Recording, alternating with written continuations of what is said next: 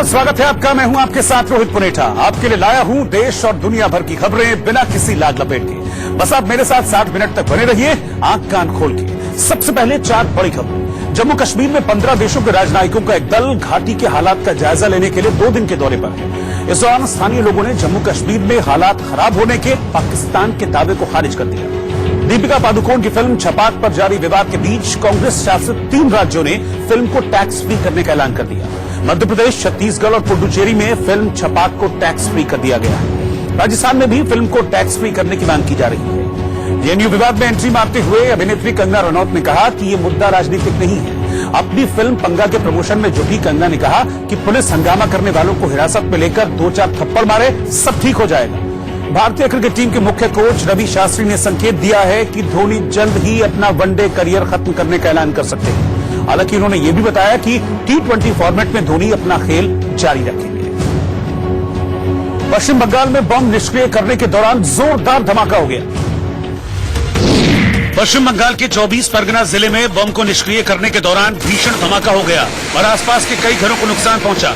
इस घटना से गुस्साए ग्रामीणों ने पुलिस की गाड़ियों में आग लगा दी और हंगामा किया।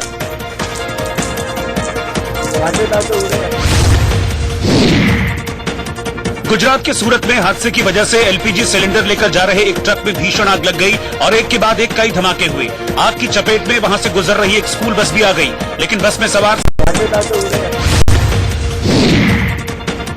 गुजरात के सूरत में हादसे की वजह से एलपीजी सिलेंडर लेकर जा रहे एक ट्रक में भीषण आग लग गई और एक के बाद एक कई धमाके हुए।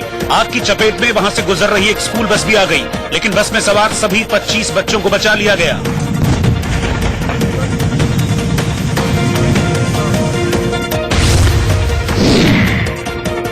उत्तर प्रदेश के अलीगढ़ में अलीगढ़ मुस्लिम यूनिवर्सिटी के छात्रों ने सीएए, एनआरसी और एनपीआर के खिलाफ प्रदर्शन करते हुए विशाल मानव श्रृंखला बनाई। साथ ही बीजेपी और गृह मंत्री अमित शाह के खिलाफ जोरदार नारेबाजी की।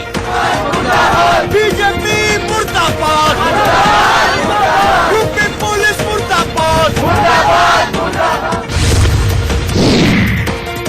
उत्तर प्रदेश में देवरिया जिले के मदनपुर थाने में चोरी के आरोपी युवक की सिपाहियों ने बर्बरता से पिटाई की। पिटाई के दौरान सिपाहियों ने युवक को पकड़ रखा था और सर्किल अफसर उसकी बेल्ट से पिटाई कर रहा था।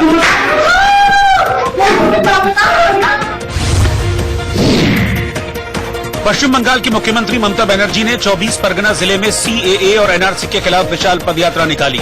मध्यम ग्राम और बारासात के बीच निकाली गई पदयात्रा में हजारों टीएमसी कार्यकर्ता शामिल हुए।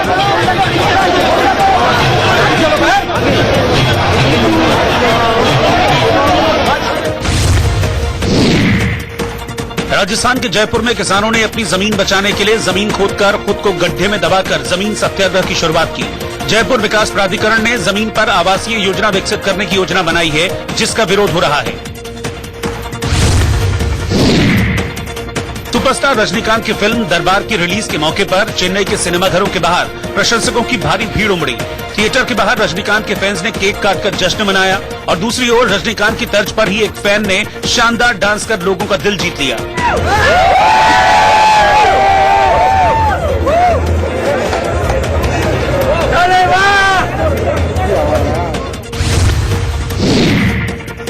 चेन्नई में एक रेस्टोरेंट को हॉलीवुड की मशहूर फिल्म अवतार की थीम पर तैयार किया गया है, जिसे लोग काफी पसंद कर रहे हैं।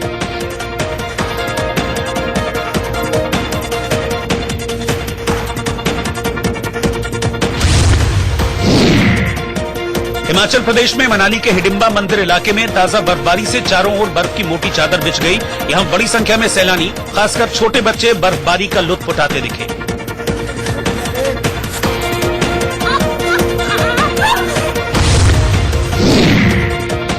वेस्टइंडीज के विस्फोटक बल्लेबाज क्रिस गेल ने बांग्लादेश के ढाका में नए साल का जश्न एक पब में मनाया और जमकर डांस किया। इस दौरान गेल ने पब की डांसर्स के साथ जमकर ठुमके लगाए।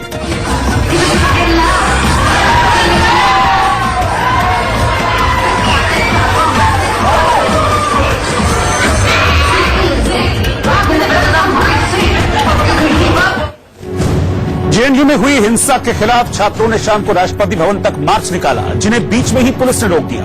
इस दौरान पुलिस और छात्रों के बीच हाथापाई भी हुई। दरअसल एचआरडी मिनिस्ट्री के अधिकारियों और जेएनयू डेलीगेशन के बीच बैठक खत्म होने के बाद असंतुष्ट जेएनयू छात्र वीसी को हटाने की मांग को लेकर राष्ट्रपति भवन की ओर जा रहे थे। लेकिन जैसे ही प्रदर्शनकारी मानव संसाधन मंत्रालय से राष्ट्रपति भवन की ओर कूच करने लगे, वैसे ही पुलिस ने उन्हें जनपद के पास रोक लिया और वहां से खदेड़ने लगे। हालांकि छात्र फिर भी नहीं माने। इस दौरान पुलिस ने कुछ छात्राओं को धक्का देकर वहां से हटाने की कोशिश की तो छात्रों का गुस्सा फूट पड़ा।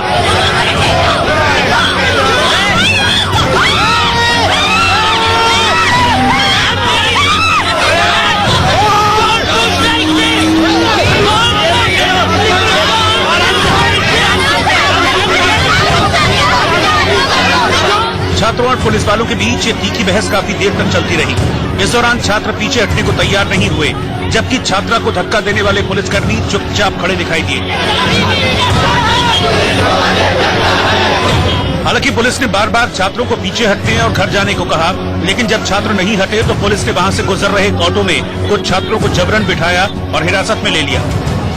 हालांकि वहां मौजूद दूसरे छात्रों ने पुलिस की इस कार्रवाई का विरोध किया, लेकिन पुलिस अब किसी की सुनने के मूड में नहीं थी, क्योंकि वहां इस प्रदर्शन से जाम लग रहा था। इसीलिए पुलिस ने प्रदर्शनकारी छात्राओं को भी गाड़ी में बिठाया और हिरासत में ले लिया। इस दौरान छात्राएं वीसी को हटाने की मांग पर अड़ी दिखी।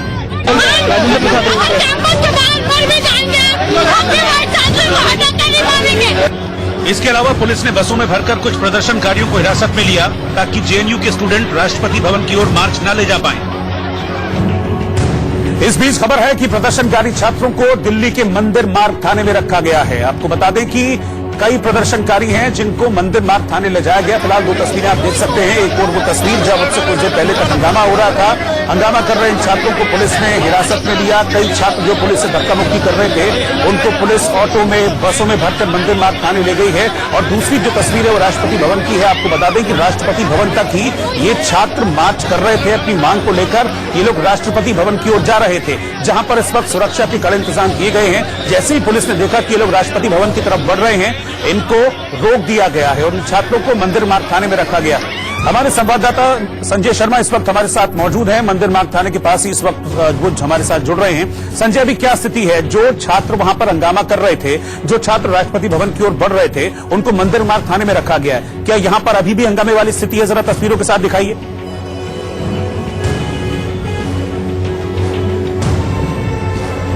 देखिए, मैं इस समय मंदिर मार्ग थाने पर ही खड़ा हूँ। आप देख सकते हैं मेरे ठीक पीछे ये थाना मंदिर मार्ग का मार्ग है, जहाँ पर कि कई सारे जेएनयू को छात्रों को डिटेन करके दिल्ली पुलिस यहाँ पर लेकर के आई थी।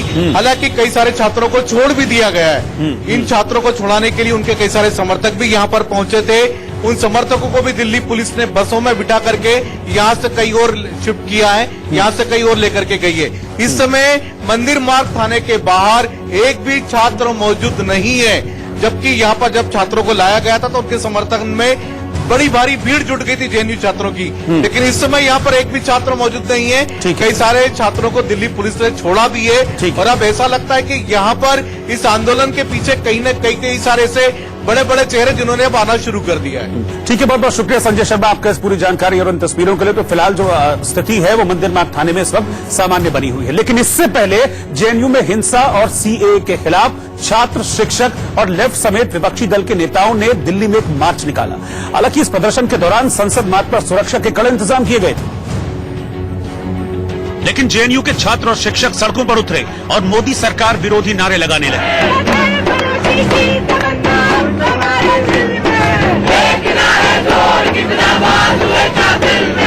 इस दौरान उनके हाथों में कुछ पोस्टर्स थे जिन पर लिखा हुआ था संघी दहशतगर्दी है, इसके पीछे वर्दी है। इसके अलावा दिल्ली पुलिस से जुड़े भी पोस्टर थे जिन पर लिखा हुआ था शांति मतलब हिंसा, सेवा मतलब नुकसान और न्याय मतलब अन्याय। ये पोस्टर लेकर छात्र लगातार आगे बढ़ रहे थे और छात्रों के प्रति मोदी सरकार और संघ के रवैये पर सवाल खड़े कर रहे थे।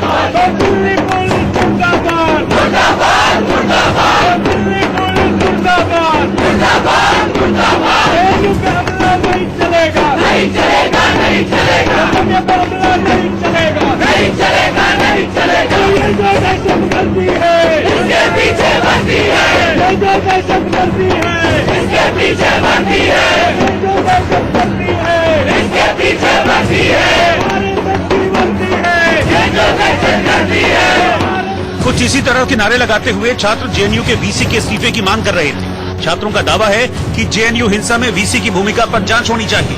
तो मेरे सर का चोट है, उसका जवाब डायलॉग नहीं है, उसका जवाब एनएचआरडी को रिमूवल के तरह देना पड़ेगा।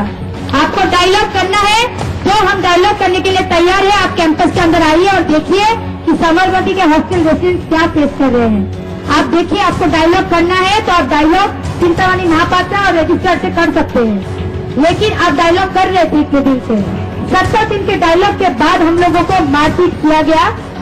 यही नहीं, जेएनयू में हिंसा और नागरिकता कानून के खिलाफ जेएनयू के छात्रों को इस प्रदर्शन को लेफ्ट समेत कई विपक्षी दलों का साथ भी मिला, क्योंकि सीपीएम महासचिव सीताराम येचुरी, वृंदा करात, शरद यादव, डी राजा समेत दूसरे विपक्षी नेता भी छात्रों के प्रदर्शन में शामिल हुए और जेएनयू के वाइस चांसलर जगदीश कुमार को बर्खास्त करने की मांग करने लगे। इस्तीफा नहीं, इस वाइस चांसलर को बर्खास्त करना होगा इस सरकार को, और इज्जत से इस्तीफा देके नहीं मांग सकता हो। 3 घंटे ये नकाब पहने गुंडों को लाठियों से वो पूरा मार पिटाई करने दिया कैंपस के अंदर। पुलिस तानात खड़ी थी, लेकिन उसको बुलाया नहीं। और बुलाता कब है?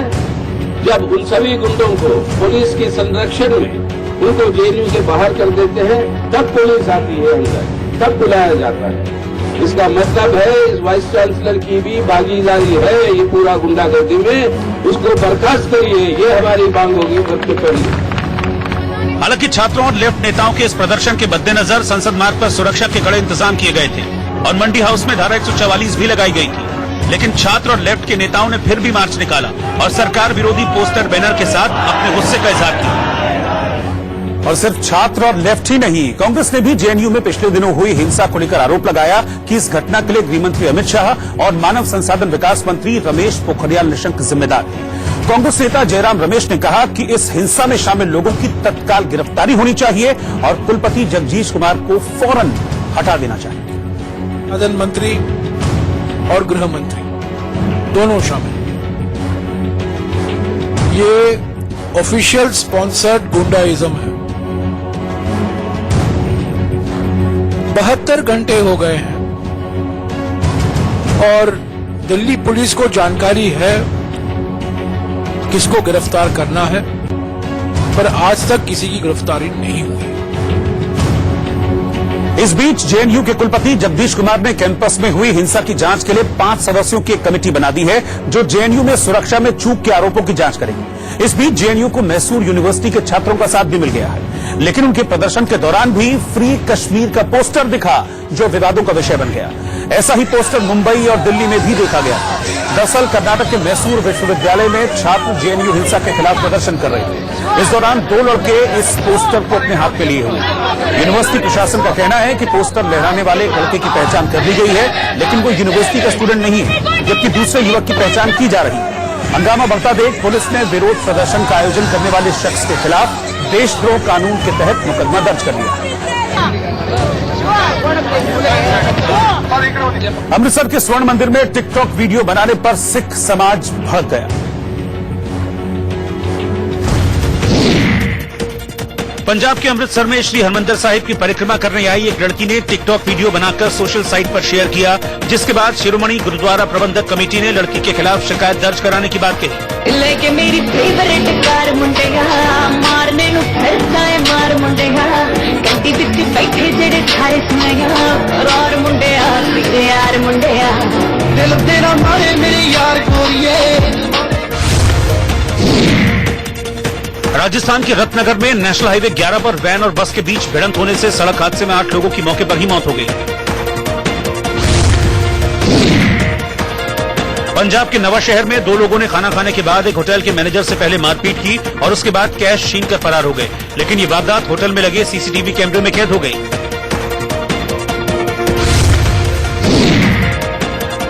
यूपी के मुरादाबाद में जेएनयू हिंसा के खिलाफ पेंटिंग बनाकर विरोध प्रदर्शन किया गया, जिसमें पेंटिंग्स के साथ स्लोगन लिखकर लोगों ने अपना विरोध जताया।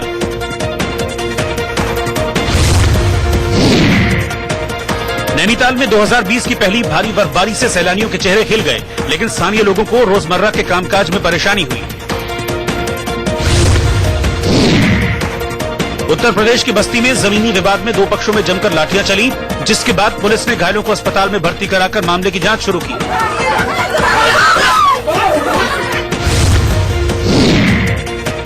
यूपी के सहारनपुर में एक घर में अचानक आग लगने के बाद घर में रखा सारा सामान जलकर राख हो गया और कड़ी मशक्कत के बाद आग पर काबू पाया जा सका।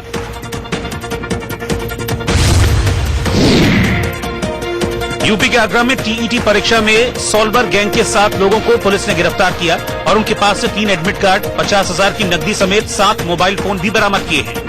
सॉल्वर गैंग के कुछ लड़के किसी के सीट पे बैठ के दूसरे के आइडेंटिटी कार्ड पे परीक्षा लिख रहे हैं। सूचना मिलने पे हमारी वहाँ के जो प्रिंसिपल है उनको जब डाउट हुआ इस चीज का, उन्होंने चेकिंग के दौरान उसको पकड़ा और उसकी सूचना पुलिस को दी। उत्तराखंड के पिथौरागढ़ में भारी बर्फबारी के बाद पहाड़ों पर सफेद चादर बिछ गई, जिसके कारण मैदानी इलाकों में भी ठंड बढ़ गई। भारतीय सेना के नए army chief general Manoj Mukund Naravane Siachen पहुंचे। पदभार संभालने के बाद सेना प्रमुख नरवणे का यह पहला दौरा था। जनरल नरवणे देश के 28वें सेना प्रमुख हैं। लिहाजा नए सेनाध्यक्ष जनरल मनोज मुकुंद नरवणे का यह पहला सियाचिन दौरा था। इस दौरान उन्होंने दुनिया के सबसे ऊंचे युद्ध क्षेत्र में बने स्मारक पर शहीदों को श्रद्धांजलि अर्पित की।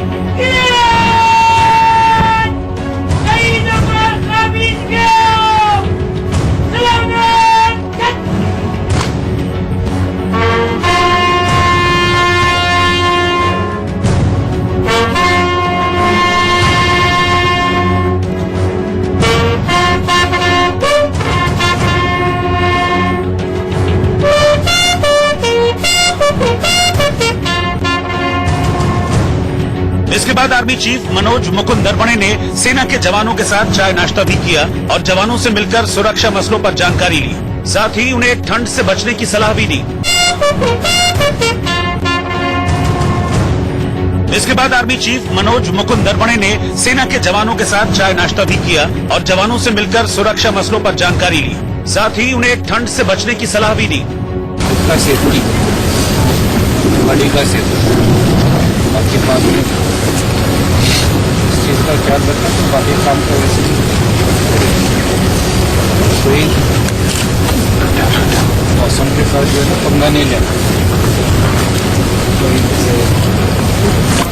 इसका बहादुरी नहीं दिखानी, इन्हें आज ही पहुँचना है कि दिन में जब वो वैसे करते हैं कभी फिर कोई आराम से काम करते रहो। एक दिन की जगह 2 दिन में भी पहुंचोगे कोई बाहर नहीं। इसके अलावा सेनाध्यक्ष ने जवानों को नव वर्ष की शुभकामनाएं दी। साथ ही जवानों से उनकी जरूरतों से जुड़ी एक लिस्ट भी ली और वादा किया कि वो उन्हें उनकी जरूरत की सभी चीजें जल्द मुहैया करवाएंगे। और किसी चीज की जरूरत नहीं चेक लाए हो ना दूँ वो और पैरों के नहीं चाहिए, बाद में भी क्या लाएगा ले लेना। यही नहीं, आर्मी चीफ ने जवानों की हौसला अफजाई की और कहा कि वो सियाचिन के इस ठंड भरे मौसम में भी बखूबी अपनी ड्यूटी निभा रहे हैं। Operating here is in very tough conditions, inhospitable terrain and weather, and we are doing our best to make sure that whatever is required for the troops on the ground is made available to them, be it clothing or better rations or better facilities to make their life comfortable. General Naravane सेना प्रमुख का पद संभालने के बाद पहली बार सियाचिन पहुंचे थे। पूर्व सेना प्रमुख जनरल बिपिन रावत के कार्यकाल पूरा होने के बाद जनरल नरवणे ने 31 दिसंबर को 28वें सेना प्रमुख का पदभार संभाला था। वहीं जनरल बिपिन रावत देश के पहले चीफ ऑफ डिफेंस स्टाफ बनाए गए। दरअसल नए सेनाध्यक्ष मनोज मुकुंद नरवणे का सियाचिन दौरा इसलिए अहम है क्योंकि पिछले दिनों सीएजी रिपोर्ट में खुलासा हुआ था कि सियाचिन और लद्दाख के ऊंचाई वाले क्षेत्रों में जवानों के लिए खाने का जरूरी सामान उपलब्ध नहीं हो पा रहा है और न ही जवानों के पास पहनने के लिए पर्याप्त स्नो गॉगल्स और मल्टीपर्पज जूते हैं, जिससे जवानों का चेहरा और आंखें ऊंचाई वाले इलाकों में खराब मौसम के बीच ढकी रही। जरूरी संसाधनों की कमी के चलते इन इलाकों में बेहद ठंड की वजह से जवानों को कई तरह की बीमारियों का सामना करना पड़ रहा है। शायद इसीलिए नए सेना अध्यक्ष मनोज मुकुंद नरवणे ने जवानों से एक लिस्ट ली ताकि उनकी जरूरतों का ख्याल रखा जा सके। ईरान अमेरिका तनाव के बीच सबसे सनसनीखेज वीडियो सामने आया है। इस वीडियो में देखा जा सकता है कि कैसे ईरान ने इराक में मौजूद अमेरिकी ठिकानों पर रॉकेट से ताबड़तोड़ अटैक किया। क्योंकि इस वीडियो में वो मिसाइलें दिखाई गई जिनसे ईरान ने इराक में मौजूद अमेरिकी ठिकानों पर रॉकेट दागे।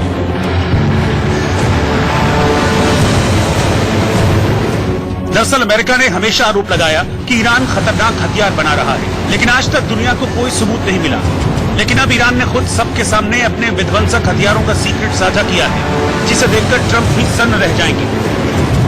ये वीडियो हर उस देश को सदमे में डाल देगा जो अमेरिका के सामने ईरान को कमजोर और बौना समझ रहे हैं, क्योंकि ईरान के सरकारी टीवी IRIB न्यूज के मुताबिक 40 सेकंड का ये वीडियो तेहरान में अमेरिकी एयरबेस पर मिसाइल हमले की तैयारियों का है, जिसमें देखा गया कि कैसे ईरान में जमीन के अंदर किसी गुप्त जगह पर हमले से ठीक पहले मिसाइलों को असेंबल किया गया और फिर मिसाइलें छोड़ दी गई।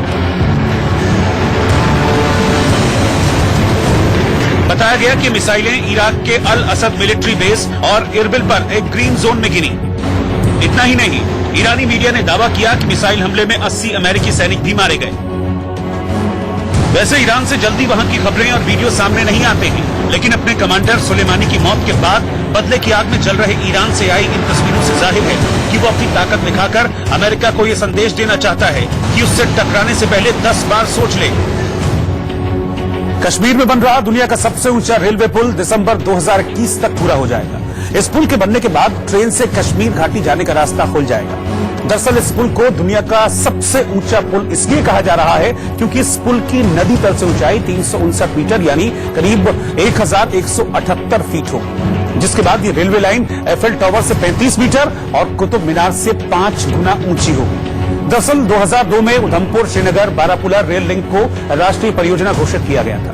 ये पुल जम्मू के रियासी जिले में चिनाब नदी पर बनाया जा रहा है। ये कटरा और बनिहाल के बीच 111 किलोमीटर के रास्ते को जोड़ेगा। पुल उधमपुर श्रीनगर बारामूला रेल लिंक परियोजना का हिस्सा है। इसकी लंबाई 1.3 किलोमीटर होगी और इसे बनाने में करीब 1100 करोड़ रुपए खर्च किए जा रहे हैं। इस पुल को कुछ इस तरह से डिजाइन किया गया है कि ये 260 किलोमीटर प्रति घंटे की रफ्तार से चलने वाली हवा को भी झेल सकेगा। रेलवे ने इस ब्रिज में हवा की तेजी पता करने के लिए बाकायदा सेंसर लगवाए हैं। जैसे ही हवा की रफ्तार 90 किलोमीटर प्रति घंटा से ज्यादा होगी, रेड सिग्नल ऑन हो जाएगा ताकि ट्रेन को रोका जा सके। ये पुल बेईपेन नदी पर बने चीन के शुईबाई रेलवे पुल से 275 जो मीटर का पुल है उसके रिकॉर्ड को तोड़ देगा। इस पुल का निर्माण कार्य पूर्व प्रधानमंत्री अटल बिहारी वाजपेयी के कार्यकाल में साल 2002 में शुरू हुआ था, लेकिन 2008 में इसे असुरक्षित बताते हुए इसके निर्माण पर रोक लगा दी गई थी। साल 2010 में इस पुल का काम फिर से शुरू किया गया। इसके अलावा इस पुल में पैदल और साइकिल से चलने वालों के लिए भी एक अलग रास्ता होगा। कहा जा रहा है कि रेलवे के 150 साल के लंबे इतिहास में ये सबसे चुनौतीपूर्ण काम है। इसे इंजीनियरिंग का चमत्कार भी कह सकते हैं। जानकारी के मुताबिक कश्मीर को देश के बाकी हिस्सों से जोड़ने वाला दुनिया का सबसे ऊंचा रेलवे पुल दिसंबर 2021 तक पूरा कर लिया जाएगा। उत्तर प्रदेश के कौशाम्बी में लोगों ने चोरी के आरोपी की पिटाई कर दी। हिमाचल प्रदेश के मनाली में भारी बर्फबारी के चलते सड़क पर बर्फ की मोटी चादर बिछ गई, जिससे लंबा जाम लग गया और गाड़ियों की लंबी कतारें लग गईं। मध्य प्रदेश के टीकमगढ़ में भगवान राधा कृष्ण की मूर्ति को बैंड बाजे के साथ कोर्ट में पेश किया गया। कुछ दिन पहले मूर्ति की चोरी हो गई थी, जिसे बरामद करने के बाद सत्यापन के लिए कोर्ट लाया गया।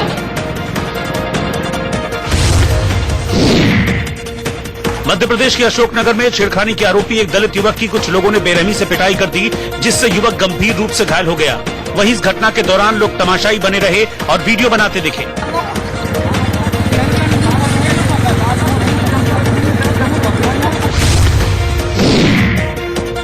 उत्तर प्रदेश के प्रतापगढ़ में बच्चों से भरी एक स्कूल बस पलट गई, जिससे 6 बच्चे घायल हो गए। सभी घायल बच्चों को एक निजी अस्पताल में भर्ती कराया गया। उत्तर प्रदेश में कौशाम्बी के करारी इलाके में तेज बारिश के साथ ओले भी गिरे, जिससे मटर, सरसों और आलू समेत कई फसलों को नुकसान पहुंचा है। ब्रिटेन की महारानी एलिजाबेथ के पोते प्रिंस हैरी ने खुद के और अपनी पत्नी मेगन मार्कल के राजपरिवार के वरिष्ठ सदस्य की भूमिका से अलग होने की घोषणा की। और आंख कान खोल के में अभी वक्त हो गया छोटे से ब्रेक का। ब्रेक के उस पार हम आपको दिखाएंगे बिना हेलमेट के बीजेपी की रैली।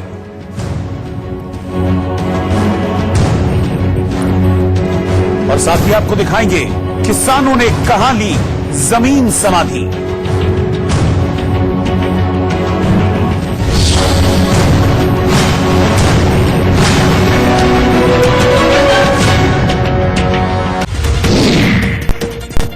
अभिनेता वरुण धवन और श्रद्धा कपूर की फिल्म स्ट्रीट डांसर 3D का नया गाना दुआ करो रिलीज हो गया।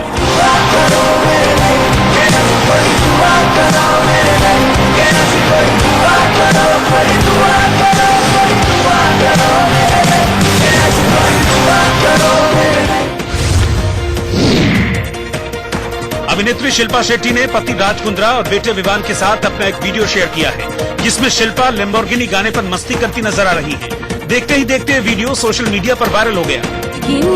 चलाई जाने सानू भी झूठा दे दो, इत्थे कल्ले कल्ले जाई जाने सानू भी झूठा दे दो, इत्थे कल्ले कल्ले। अभिनेत्री कंगना रनौत पुणे में अपनी फिल्म पंगा के टाइटल ट्रैक की रिलीज के दौरान फिल्म की पूरी टीम के साथ जमकर मस्ती करती नजर आईं।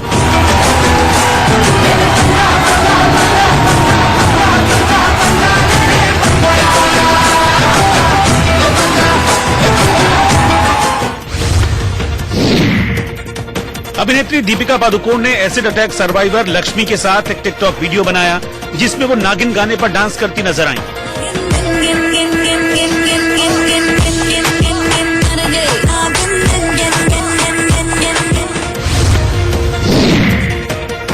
अभिनेत्री कंगना रनौत का एक वीडियो सामने आया, जिसमें वो छपाक का ट्रेलर देखने के बाद इमोशनल नजर आ रही है। बाद में कंगना ने अपनी बहन रंगोली पर हुए एसिड अटैक का भी जिक्र किया। अपने परिवार के खातिर मेरी बहन रंगोली की हिम्मत मुझे हर मुश्किल हालात से पंगा लेने को प्रेरित करती है। उसकी मुस्कुराहट ही मुझे हर दर्द से पंगा लेने की वजह देती है। आज मैं और मेरा परिवार मेघना गुलजार और दीपिका को धन्यवाद करता है। अपने परिवार के खातिर मेरी बहन रंगोली की हिम्मत मुझे हर मुश्किल हालात से पंगा लेने को प्रेरित करती है। उसकी मुस्कुराहट ही मुझे हर दर्द से पंगा लेने की वजह देती है। आज मैं और मेरा परिवार मेघना गुलजार और दीपिका को धन्यवाद करता है। यूपी में अपराधियों के खिलाफ पुलिस के सख्त रवैये का दावा आपने सुना होगा, लेकिन देवरिया से एक ऐसा वीडियो सामने आया है जिसने पुलिस वालों की कर्मठता साबित कर दी। थाने में एक नौजवान को चार पुलिस वालों ने मिलकर पीटा। दिलचस्प बात यह है कि जिस थाने में ये बर्बर पिटाई हो रही थी, उसकी दीवार पर अहिंसा के पुजारी महात्मा गांधी की तस्वीर लगी हुई थी। और हैरत की बात यह है कि किसी फिल्म के सीन की तरह पुलिस वाले एक नौजवान पर लात, घूंसे और बेल्ट बरसा रहे थे। 2 पुलिस वालों ने लड़के के पैर एक खंभे में फंसाकर पकड़ रखे थे और तीसरा पुलिस वाला एक खास पुलिसिया हथियार से उसकी पिटाई कर रहा था।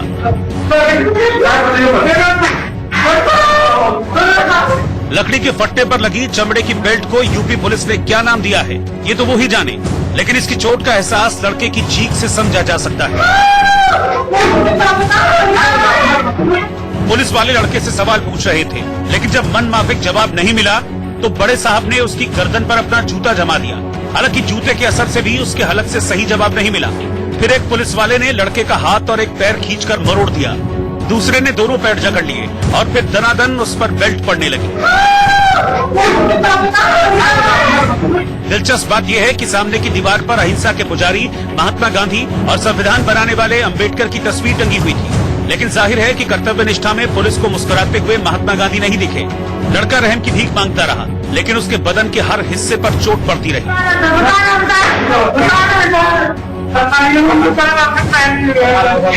खबर के मुताबिक पुलिस वालों ने इस लड़के को मोबाइल चोरी के शक में पकड़ा था और उसकी पिटाई करके ये कोशिश की जा रही थी कि लड़का अपना जुर्म कबूल कर ले।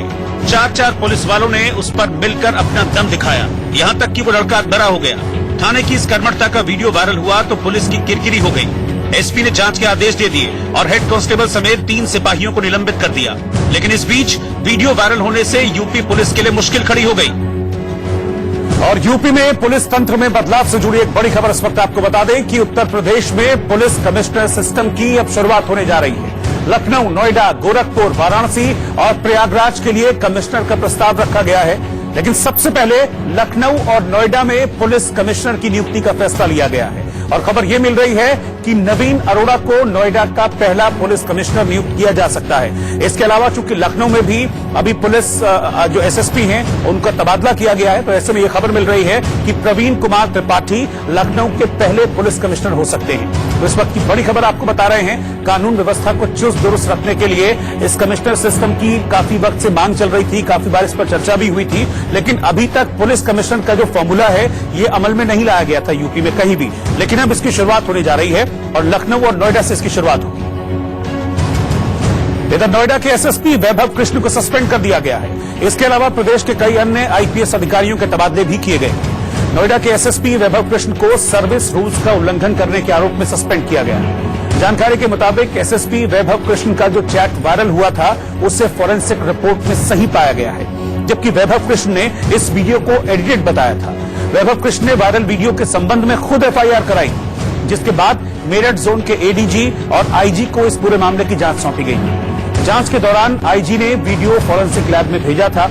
एसएसपी वैभव कृष्ण ने प्रेस कॉन्फ्रेंस बुलाकर इस मामले की बाकायदा जानकारी दी और शासन को भेजी गई गोपनीय रिपोर्ट को लीक कर दिया था। दरअसल नोएडा का चार्ज लेते ही वैभव कृष्ण ने फायर ब्रिगेड और होमगार्ड विभाग के कई बड़े अफसरों, पुलिसकर्मियों और कुछ पत्रकारों के खिलाफ कार्रवाई की थी। वैभव कृष्ण ने दलील दी थी कि कड़े कदम उठाने की वजह से उनका विरोध हुआ और फर्जी वीडियो वायरल किया गया।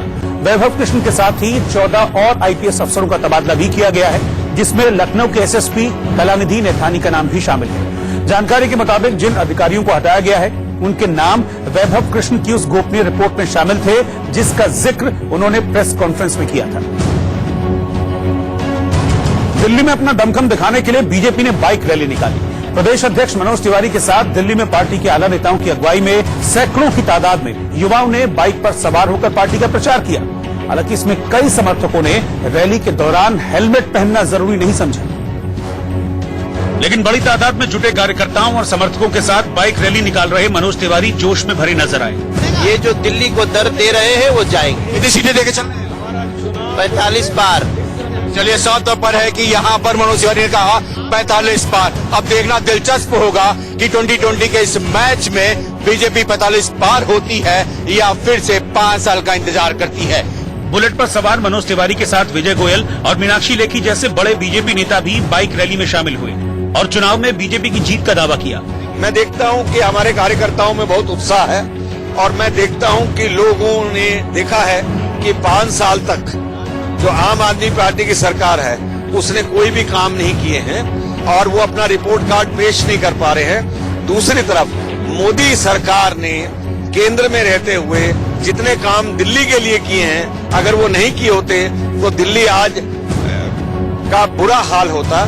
बीजेपी ने इस रैली को विजय अभियान रैली नाम दिया, जिसकी शुरुआत दिल्ली के पंत मार्ग पर पार्टी दफ्तर से हुई और फिर आईएसबीटी, ब्रिटानिया चौक और धौला कुएं होते हुए रैली वापस पार्टी दफ्तर पहुंची। रैली में अलग अलग जगहों पर पार्टी के बड़े नेता जुटते गए और इस तरह कार्यकर्ताओं और समर्थकों का जोश बढ़ाया। लेकिन बीजेपी की ये रैली सोशल मीडिया पर चटखारे लेने की वजह भी बन गई, क्योंकि कई बाइक सवारों ने इस दौरान हेलमेट नहीं पहना हुआ था। कुछ के पास हेलमेट था, लेकिन उन्होंने उसे हाथों में टांग रखा था। ना आएगा आम आदमी, ना आएगा कांग्रेस, आएगा सिर्फ बीजेपी। क्या नाम है आपका? राजकुमार मिश्रा। कहाँ से आए हो? सोने में। उसे पहनना जरूरी नहीं समझा, यानी बीजेपी के झंडे के साथ ट्रैफिक नियमों की जमकर धज्जियां उड़ाई गई और इसी पर सोशल मीडिया में लोगों ने खूब मजे लिए। ट्विटर पर एक यूजर ने लिखा कि मेरा भी चालान कटा था, इनका भी कटना चाहिए। तो दूसरे ने लिखा कि बिना हेलमेट बाइक चलाना कानून तोड़ना नहीं है, क्योंकि ये बीजेपी कर रही है। बीजेपी करे तो चमत्कार, हम करें तो अत्याचार। और किसी और ने लिखा कि क्या ये लोग मंगल ग्रह से आए हैं, जिन पर धरती के नियम लागू नहीं होते। साल 2020 की शुरुआत में ही साल का पहला चंद्रग्रहण लग रहा है। खास बात यह है कि ये भारत में भी दिखाई देगा। ये चंद्रग्रहण 10 जनवरी यानी शुक्रवार रात 10:39 से शुरू होगा और 11 जनवरी के तड़के 2:40 तक रहेगा। ये चंद्रग्रहण कुल 4 घंटे 1 मिनट तक रहेगा। दरअसल जब सूर्य और चंद्रमा के बीच पृथ्वी आ जाती है और अपने उपग्रह चंद्रमा को अपनी छाया से ढक लेती है, तब चंद्रग्रहण लगता है। ये चंद्रग्रहण भारत समेत यूरोप, ऑस्ट्रेलिया और अफ्रीका के कई हिस्सों में दिखाई देगा। हालांकि इसका कुछ खास असर नहीं पड़ेगा। नागरिकता कानून और एनआरसी के खिलाफ शरद पवार और यशवंत सिन्हा मुंबई की सड़कों पर उतरे। विपक्षी नेताओं की मौजूदगी में यशवंत सिन्हा ने नागरिकता कानून के खिलाफ मुंबई से दिल्ली तक 3000 किलोमीटर की गांधी शांति मार्च की शुरुआत की। पवार के साथ कांग्रेस नेता पृथ्वीराज चव्हाण और वंचित बहुजन अघाड़ी के नेता प्रकाश आंबेडकर जैसे नेता भी इस मार्च में शामिल रहे। समाज के बहुत बड़े वर्गों में नाराजगी है, मगर उनको रास्ता दिखाने की आवश्यकता है। वो रास्ता महात्मा गांधी जी के विचारों से ही रास्ता हो सकता है, जो देश की संविधान बचाने के लिए आम लोगों को मदद कर सकता है। शरद पवार ने सरकार पर निशाना साधा तो जेएनयू का भी जिक्र किया। जेएनयू में जो कुछ हुआ देश के सभी नौजवानों को ठीक नहीं है। बड़ी तादाद में जुटे लोगों ने सीएए और एनआरसी के खिलाफ नारेबाजी की। हम जन्नत मत भी गाएंगे, हम कागज नहीं लिखेंगे। तुम जात पात पे बांटोगे, हम भात मांगते जाएंगे। हम कागज नहीं दिखाएंगे, हम कागज नहीं दिखाएंगे। महात्मा गांधी की तस्वीर के साथ यशवंत सिन्हा की शांति यात्रा को शरद पवार ने हरी झंडी दिखाई और इस दौरान मौजूद कार्यकर्ताओं ने जमकर नारेबाजी की। यशवंत सिन्हा की यात्रा मुंबई के बाद कई राज्यों से होते हुए दिल्ली में 30 जनवरी को राजघाट पर खत्म होगी। मुंबई में विपक्ष ने नया मोर्चा खोला तो पश्चिम बंगाल में सीएम ममता बनर्जी का विरोध प्रदर्शन भी जारी है। नॉर्थ 24 परगना में ममता बनर्जी ने समर्थकों के साथ विशाल मार्च निकाला।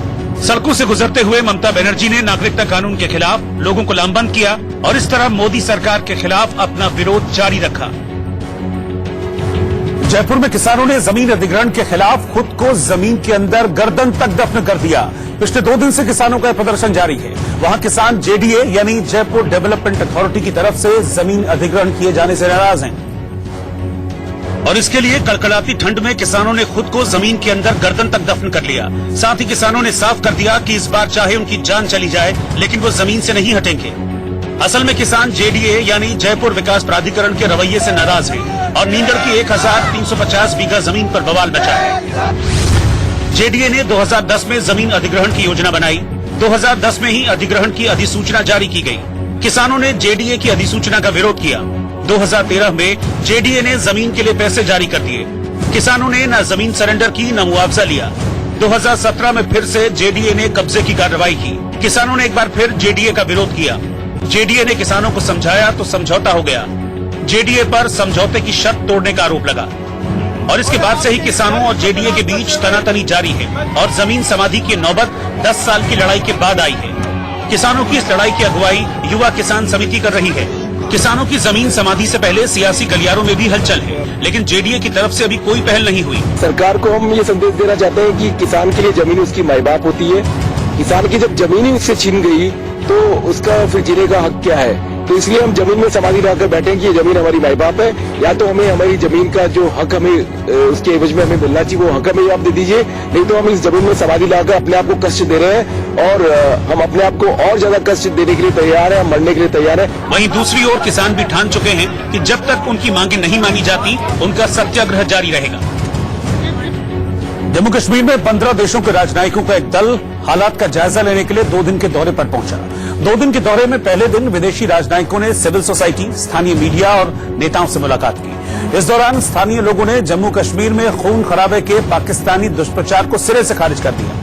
इसके साथ ही विदेशी राजनयिकों से बातचीत में स्थानीय लोगों ने 5 अगस्त के बाद किसी भी खून खराबे के हालात को संभालने के लिए सरकार की खुलकर तारीफ भी की। राजधानी दिल्ली में आईसिस की बड़ी साजिश का खुलासा किया गया। राजधानी दिल्ली में आतंकी संगठन आईसिस के मॉड्यूल का भंडाफोड़ करते हुए दिल्ली पुलिस की स्पेशल सेल ने 3 संदिग्ध आतंकियों को गिरफ्तार किया।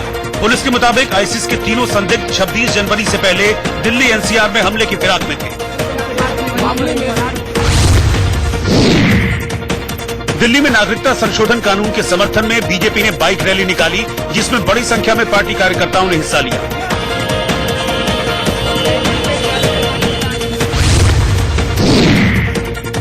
उत्तर प्रदेश के मेरठ में दरोगा दौलतराम मीणा मारपीट के मामले को दबाने के लिए आरोपी से 2 बार रिश्वत देते हुए कैमरे में कैद हो गए। वीडियो वायरल होने के बाद पुलिस ने जांच शुरू कर दी है। 2000 रुपये। मध्य प्रदेश के कटनी में नीम के एक पेड़ से दूध निकलने की खबर के बाद मौके पर लोगों की भीड़ जुट गई और लोग अपने बर्तन में दूध लेने की कोशिश करते दिखाई दिए। हालांकि ये साबित नहीं हुआ कि पेड़ से निकलने वाली सफेद रंग की चीज दूध ही है। हिमाचल प्रदेश के धर्मशाला में भारी बर्फबारी के बाद घर, रास्ते, गाड़ियां सभी बर्फ की सफेद चादर से ढक गई। इस दौरान सैलानी बर्फ पर मस्ती करते दिखाई दिए।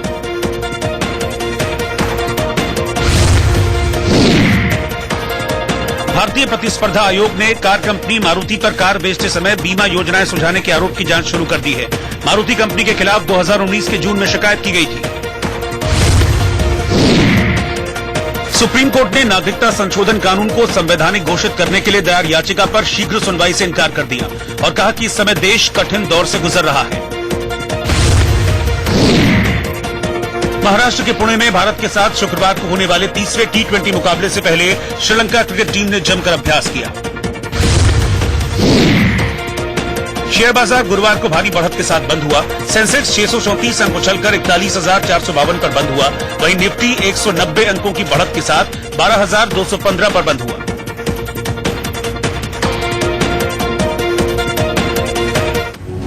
और लौटने फौरन वापस, आप बने रहिए हमारे साथ।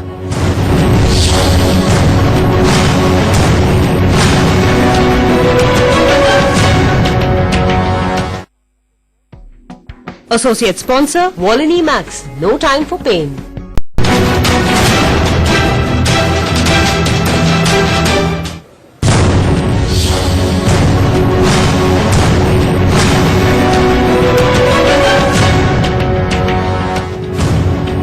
समाजवादी पार्टी नेता आजम खान के लिए मुश्किल कम होने का नाम नहीं ले रही। कोर्ट ने सुनवाई के लिए पेश नहीं होने पर पुलिस ने आजम खान और उनके परिवार के लिए बाकायदा मुनादी करवा दी। 2 जन प्रमाण पत्र बनाने के आरोप में बीजेपी नेता आकाश हनी ने आजम खान और उनके परिवार के खिलाफ एफआईआर दर्ज कराई। एफआईआर में लगाए गए आरोपों की जांच सही पाई गई और उसी को लेकर कोर्ट में पुलिस ने चार्जशीट फाइल की, लेकिन कोर्ट के बार बार बुलाने पर भी तीनों नहीं आए, जिसको लेकर कोर्ट ने कई बार नोटिस भी भिजवाए। और आज पुलिस ने कोर्ट के आदेश पर आजम खान, उनकी पत्नी तंजीम फातिमा और अब्दुल्ला आजम खान की नगर मुनादी कराई। कालागंज जिला रामपुर पर दर्ज मुकदमा नंबर 4/19 के यूनियन अदालत स्टेशन जज NCLA कोर्ट रामपुर की तरफ से मोहम्मद आलम खान, दर्ज जिला मुमताज खान, मोहतरमा तंजीम फातिमा, जोधा आलम खान और अब्दुल्ला आलम खान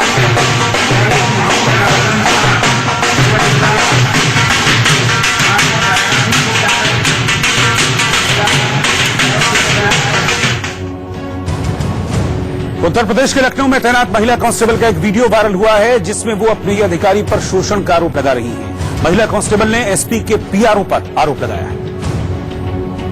उन महिलाओं को क्या भरोसा दिलाऊंगी कि न्याय तुम्हें मिल जाएगी, जब मैं खुद ही परेशान हूँ। मेरे अधिकारी खुद ही मेरे साथ शोषण कर रहे हैं।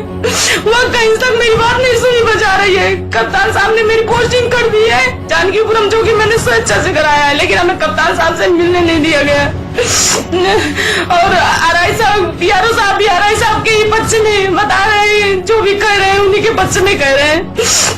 मुझे इस विभाग से, इस न्याय से भरोसा उठ गया। और अब चलते चलते आज का गीत। आज सिंगर महेंद्र कपूर का जन्मदिन है। साल 1963 में आई फिल्म गुमराह में उनके गाए इस गीत के साथ आपको छोड़े जा रहे हैं। इस गाने के लिए महेंद्र कपूर को फिल्म फेयर पुरस्कार भी मिला था।